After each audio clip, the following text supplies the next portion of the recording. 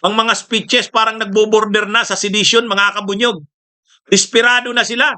Nananawagan na sila na nung una mga resign lang eh. Ngayon ano na eh, patalsikin. Hmm?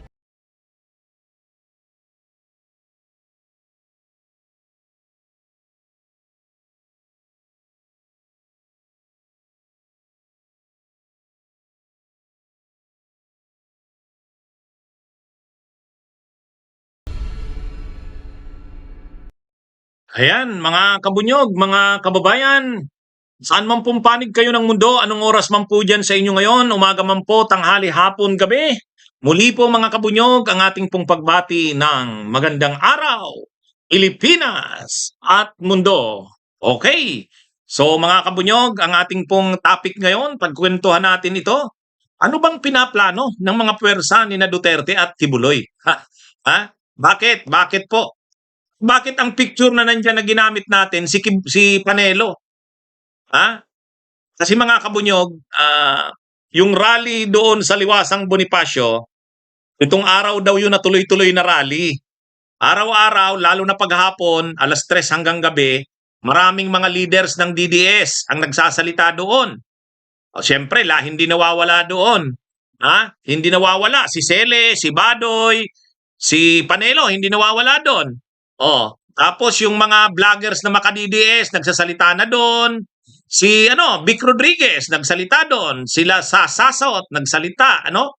So lahat ng mga DDS, Duterte diehard supporters, mga vloggers, mga politiko, mga abogado, mga broadcasters ng SMNI, yung mga kasamahan ni Celes, mga dating NPA daw sila, ha?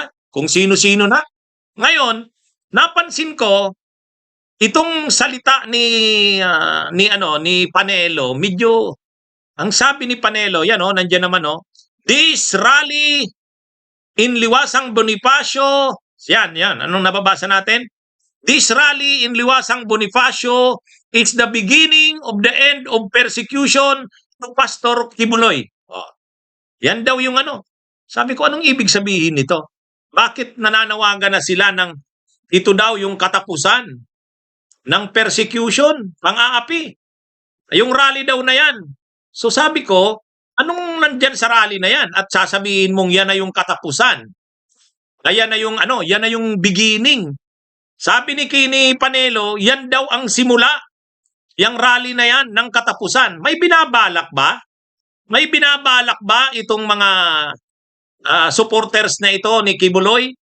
Tapos mayroon namang mga vloggers na nagsasabi, mga supporters ni Duterte, sumanib na sa supporters ni Kibuloy. Yun nila. Tapos dumarami na ang tao. O araw-araw nadadagdagan daw.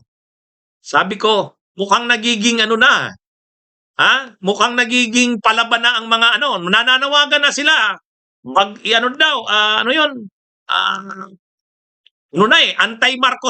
Anti-Marcos na talaga ang kanilang mga panawagan eh. So, sabi ko parang nagbo-border na ito sa sedition. Ang mga speeches parang nagbo-border na sa sedition, mga kabunyog. Desperado na sila. Nananawagan na sila na nung una mga resign lang eh. Ngayon patalsikin. Tapos sabi ni Panelo, ito na daw ang rallying ito ang simula ng katapusan ng pang-aapi kay Kibuloy. Bakit parang iisa ang tema ng mga nagsasalita? Parang tatapusin na ang pang-aapi daw ni Kibuloy at ni Duterte. Mukhang sabi ko, ano ba to? Mayroon ba silang pinaplanong iba? Mayroon bang malaking plano? Ano bang endgame ng mga rally na to? Kasi kung titingnan yung mga kabunyog, si Duterte may sariling rally, yung mga maisog rally, di ba? May sariling rally si Duterte, yung maisog rally. Yung doon saan ba yon? Yung sinimulan niya sa Davao, tapos pumunta ng Cebu, ngayon naman daw sa Bulacan, sa Central Luzon. Pero separately si Kibuloy nag-organize rin ng sarili niyang rally. Ngayon, ang mga parang sinasabi ng mga vloggers, nagsasanib na ang pwersa ni Kibuloy at ni Duterte. Tapos ang mga speeches nila, seditious na mga kapunyog. Seditious na. Maray na aga, saliyang. Si Marjorie Esteban, good morning. Leonora Giwa, kumusta po kayo? Ha? Kaya mga kabunyog, sabi ko parang iba na yata. Iba na yata ang tono. Panoorin niyo mga kabunyog, panoorin niyo. Mga kababayan, this is the beginning of the end.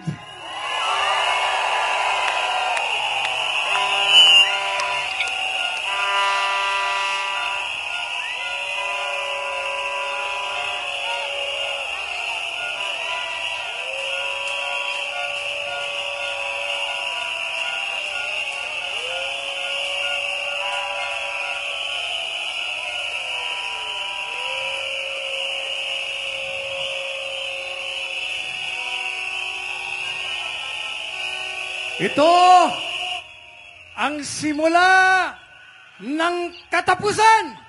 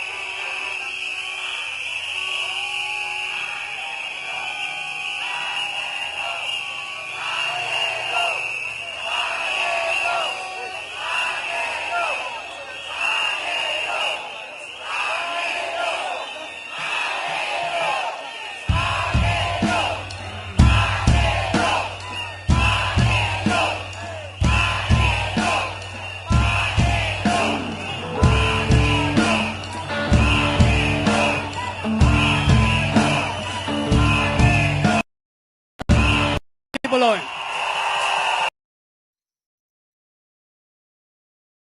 Sang Bonifacio is the beginning of the end of the persecution of Pastor Kibuloy. Narinig nyo? Yung mga rally daw nila na yan, simula na ng wakas ng pang-aapi kay Kibuloy. Matindi. Bakit? Ano bang mangyayari dyan? Paano yan magiging wakas ng persecution kay Kibuloy? May tanong nga dito, anong persecution? Ha?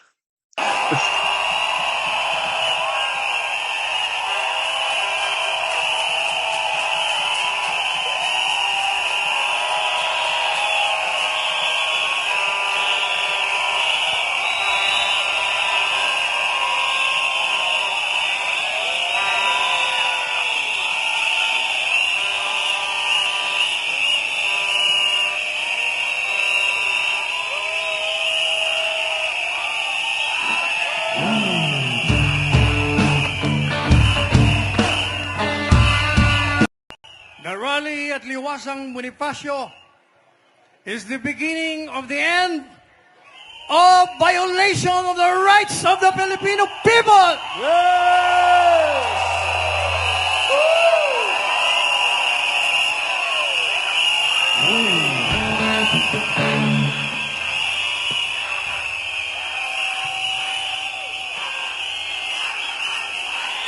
Laban kasama ang bayan. Alam niyo mga kabunyog, ang nakakatawa dito sa mga to, linalabag daw ang karapatan ng tao, ng bayan. Wala namang nagbubusis na mga taong linalabag ang kanilang karapatan. Saka, wala naman silang nakukuhang public support eh. Sige nga. Mga kabunyog, mga kababayan, may nakita ba kayong mga sumusuporta sa kanila? Ang totoong people power, ang totoong ilusan ng mamamayan, yung suporta ng tao, makikita mo. Dito, may suporta ba ng tao dito? Yang mga yan, miyembro lang naman yan ng Miyembro yan ng Kingdom of Jesus Christ ni Kibuloy. Natural, miyembro yan ng kanyang sekta ng reliyon, hindi sasama yan dyan. Ang tanong, ang tao ba? Sabi nila, laban daw ng bayan yan. Nasaan ang bayan yan? Kayo ba ang bayan? Sus? Mga kabunyog, ano sa tingin nyo? May bayan bang sumasama sa laban nila? Kabunyog Erwin Varela, ang bayan ba ay sumasama sa laban nilang yan? Laban daw kasama ang bayan. Wala. Laging nakikita ko diyan si Eric Selle, si Badoy, yung ano to yun, yung ano yun, Ramon Mutok daw yun, dating NPA daw siya. O yan, mga itinakwil na yata yun sa mga NPA. Oh. Tapos itong si Lucky Buloy, si Rookie, si Vic Rodriguez, si Trixie Cruz Angeles, yung mga vloggers na DDS. Yan. Alam nyo to, katapusan na daw. Katapusan na. Sino? Anong katapusan? Ibabagsak nyo na ba si Marcos? Sa ganyan yung bilang, ibabagsak nyo si Marcos? Linuloko nyo mga sarili nyo. Ang hindi natin alam, ano bang pinaplano nila Kibuloy at Duterte? May endgame yan. Alam naman natin yan sila Digong eh. Di ba? Ano yan? Dapat hindi to. Sila Marcos Jr. O sabi ni Sakura 35, wala namang sumasama sa kanila eh. May sumasama bang mga tao? May sumasama ba? Wala. Supporters lang nila yan. Supporters lang nila yan eh. Ang mahirap dyan, kung ang tao, nagkikipagsimpatya na sa kanila, unti-unti, dumarami na ang bilang, may mga galing kung saan-saan, hindi mga miyembro ng Kingdom of Jesus Christ. Talagang yung kahit yung supporters ng Duterte, yan, sige nga, ipakita nyo. Wala namang support, wala naman eh. Yung mga diehard Duterte supporters, wala tayong makita dyan. Mga yan, mga supporters ni Kibuloy, yung miyembro ng kanyang sekta. Siyempre, pinaglalaban nila yung kanilang pinapaniwalaang appointed son of God daw. 'Di ba? Pero hindi mababagsak ang gobyerno sa ganyan lang. Sus. Kumusta kayo Kabunyog Elvira Rizo diyan sa San Diego, California? Hindi nyo mababagsak ang gobyerno sa ganyan lang. Kung pinaplano yung pabagsakin ng gobyerno sa ganyan lang, hindi mangyayari sa ganyan lang. Kayo-kayo lang? Kayo-kayo lang? Di ba? Paano nangyari yan? People power? Kung people power, kayo-kayo lang? Mga miyembro ng Kingdom of Jesus Christ? Awang ko lang. Pero, ano't ano man, dapat i-analyze din ng gobyerno yan. Ano bang pinaplano nila Duterte at Kibuloy? Hindi yan maglalaro ng hindi yan maglalaro ng matino. Tulad ngayon na desperado na si Kibuloy. Sabi pa naman ni Trillanes kahapon, lalabas na rin daw yung warrant of arrest ni Duterte. Pag susunod-sunod na to mga Kabunyog. Yun, kailangang may doon, anong tawag doon? Kailangang may preparasyon si Marcos Jr. doon. Hindi pwedeng hayaan niya na lang na gumaganyan yan. Ang mga taong desperado, ano ang sabi? Ang taong nagigipit, kahit sa patalim kumakapit, di ba? Ganyan yan. Of desperation yung mga yan. Of desperation.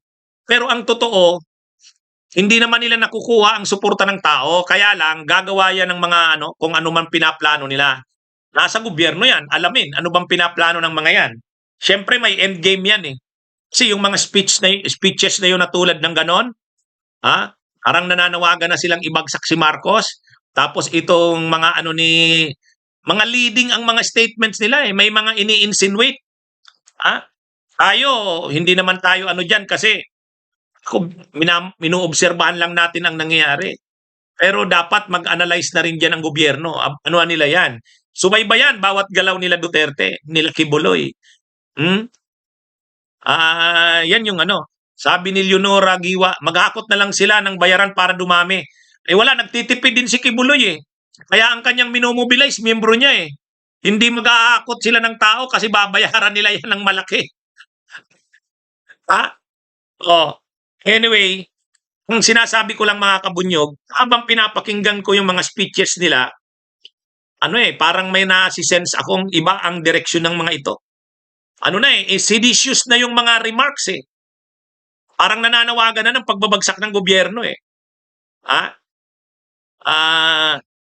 Kaya nga, dapat ang gobyerno, si Marcos, pag-aralan din yan. Ang problema si Marcos, abala yata sa biyahe ng biyahe. baka, baka magising sa isang araw, wala na siyang balikang gobyerno. Dapat magpasiguro si Marcos. Ha? Dapat magpasiguro siya. Ano niya to? Hindi manggagaling sa oposisyon ang problema ni Marcos. Ang problema ni Marcos ay nanggagaling sa mga Duterte at mga makakibuloy. Di ba? Di ba mga kabunyog? Ha? Ano yan? Galing. Ang mga ganyan, nanggagaling yan sa kampo ng Duterte. Sa kanikibuloy. Total, ang dami niya naman ni Marcos na confidential funds. Ang dami niyang intelligence funds. Huwag na muna siyang biyahe ng biyahe. Ha? Ayusin niya muna yan. Bantayan niya ang galaw ng kampo ni Kibuloy at saka ni Duterte. Ha? Tayo, hindi natin masasagot kung anong pinaplano ng mga pwersa ni Duterte at Kibuloy. Si Marcos, kung may kakayahan yan, hawak niya ang AFP, hawak niya ang PNP. Di ba? Tayo, advice lang sa kanya. Hindi ang problema ni Marcos ang oposisyon. Kasi ang oposisyon, nakikipaglaban ang totoong oposisyon para sa bayan, pero hindi gagawa ng mga ganyan na mga pag-aalsa. Hindi yan. Hindi gaganyan ang oposisyon. Pero itong mga pwersa ni Duterte, mukhang desperado na to eh. Desperado na to, mga kabunyog. Hindi natin alam anong takbo ng mga utak niyan. Ang malinaw, tama ka kabunyog sa Kura 35, si Pacquiao at si Duterte, isa lang nasa utak niya. Ha? Dapat kay Marcos yan. Bantayan niya. Total, hawak niya naman ang hawak niya naman ang AFP, ang PNP, napakalaki ng kanyang intelligence funds, confidential funds, 4.5 billion, gamitin niya na. Huwag siyang baka nahahaling siya sa mga pabiyahe-biyahe niya, nag-i-enjoy siya kababiyahe, pagbalik niya, problema na. Diba? Ang dapat yan, kitlin sa usbong. Kitlin sa usbong, nagsisimula pa lang, anuhin niya na yan. Diba? Anyway, baka naman ginagawa naman niya nila Marcos eh. Hindi natin alam. Tayo naman, nag-oobserba lang ng mangyayari, mga kabunyog, mga kababayan. Ano sa tingin niyo? Ano sa tingin niyo, mga kabunyog? Tama ba ang ating Tama ba ang ating hinuha? O yun, 'di ba? Marami pa itong gagawin. Hindi lang yan. Yung rally na yan, isa lang yan sa mga ginagawa ng mga yan. Dapat i-monitor din yung galaw nila Duterte. Yung mga pakikipag-usap sa mga officials ng AFP, ng DND, retired at active. Yun. Hindi pwede siyang hindi dapat maging overconfident si Marcos na kontrolado niya ang sitwasyon. Tandaan niya, magugulang tong mga to. At saka desperado na yung mga yan. Di ba? Desperado na yung mga yan. Okay, sige mga kabunyog, mga kababayan, magandang araw po sa inyong lahat. Mabuhay po tayo.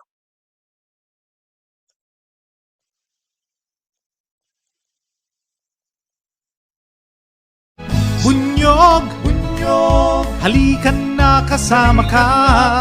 Bunyog, kapag buklod ay may pag-asa. Luzon, Visayas, Mindanao, isa ang pananaw. Sa bagong Pilipinas ang bunyog isisigaw. Bunyog.